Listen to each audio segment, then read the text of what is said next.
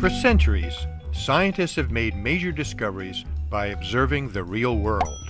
Their observations moved them to create mental models that explained what they saw. From these models, they formulated theorems and formulas to describe basic principles. Today, there's an urgent need to educate our children in the related fields of science, technology, engineering, and mathematics. Collectively, we call this STEM education. Our economic future depends on our ability to innovate in these disciplines. President Obama has set a priority of increasing the number of students and teachers who are proficient in these vital fields. However important STEM is, it must be taught effectively. But all too often, kids encounter STEM as an incoherent collection of facts, rules, and formulas. STEM concepts remain disconnected from their experience and their mental models of the world. Taking a cue from Galileo, Newton, and Franklin, some STEM teachers are using modeling in their classes. Students are getting engaged in experimenting and thinking for themselves with their own eyes, hands, and brains. They carry out structured paradigm experiments, collecting and analyzing the data, and developing representations that serve as a model for understanding. They apply their models to related phenomena, and when the models fail to explain what they've seen, the cycle of experimentation, data collection, and model making begins again. Modeling instruction helps students understand key concepts because it explicitly connects their first-hand observations with high-level concepts of science. Modeling instruction delivers real results.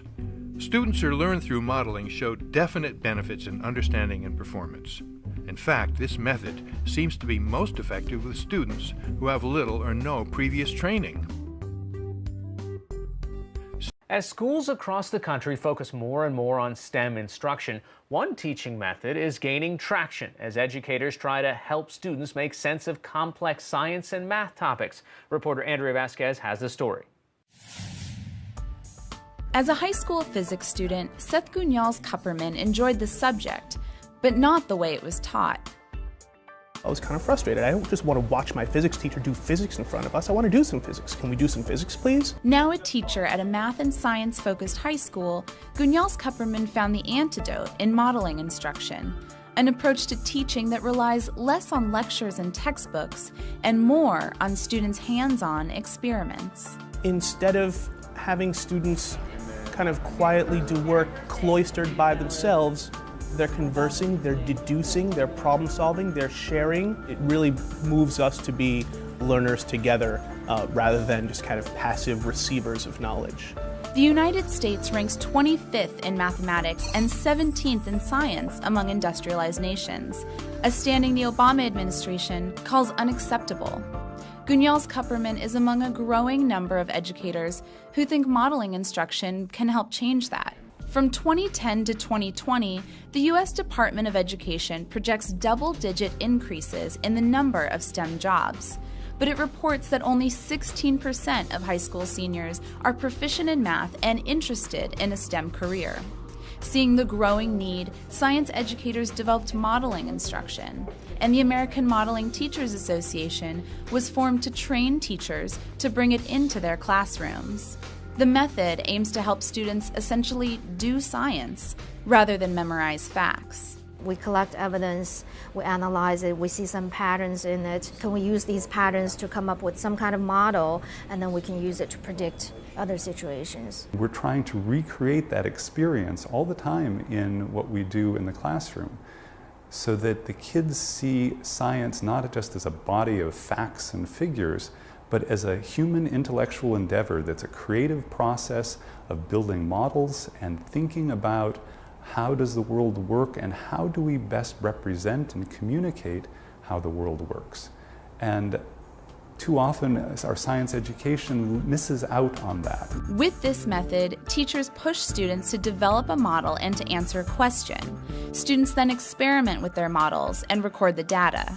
The fact that they could use diagrams or maybe a graph to do something instead of equations, that helped a lot of the kids with the varying math abilities. Like a test question might say you can use equations or you can use the graph. It really reaches different learning styles.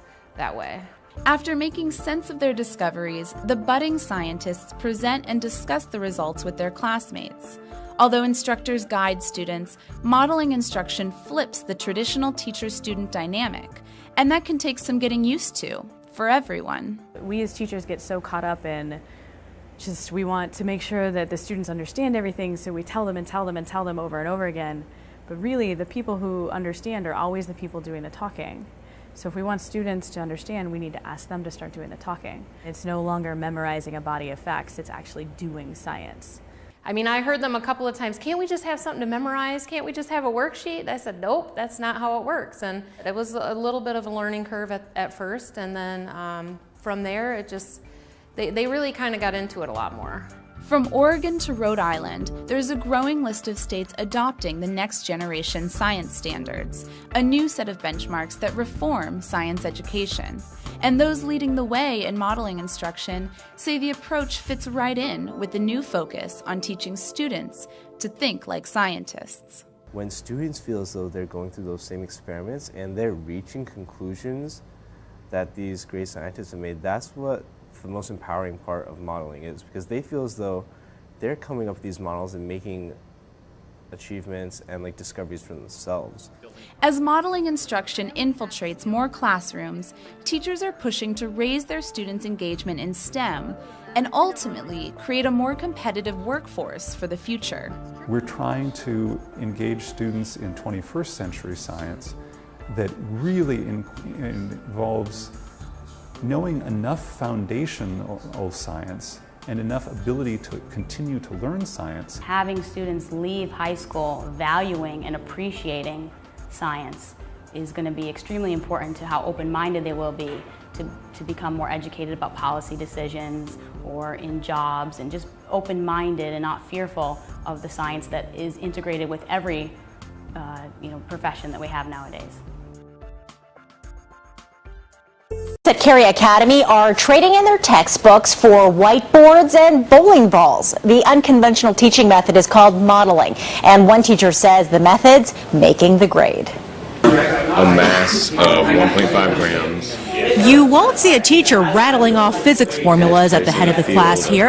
Instead, these Carey Academy students learn from each other. So what's our math? They work in groups and use these whiteboards to figure out things like how long it would take a bottle dropped from a plane to fall to the ground. So I'm a more visual person, so actually seeing something helps me understand a lot better instead of having someone say, this happens because of this reason. So you guys ready? The students are learning through modeling. From that, you just plug that back in. Everybody develops laws of physics just from their everyday life. And Dr. Matt Greenwolf says relating physics to real life gets through to students more than just memorizing formulas. I don't lecture at all.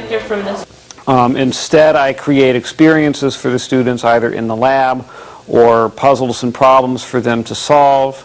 And it's up to them to try to figure that out. Hands-on experiments are just part of the modeling teaching method. So for example, the students may do an experiment with a bowling ball, learning something about force. And then they'll take that experience and then bring it back to the classroom.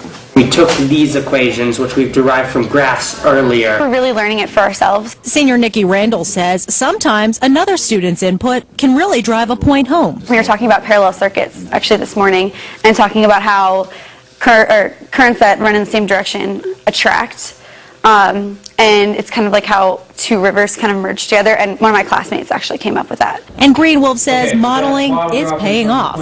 Advanced placement exam scores of his students prior to modeling compared with after are up from 3s to the highest score of 5s in some cases.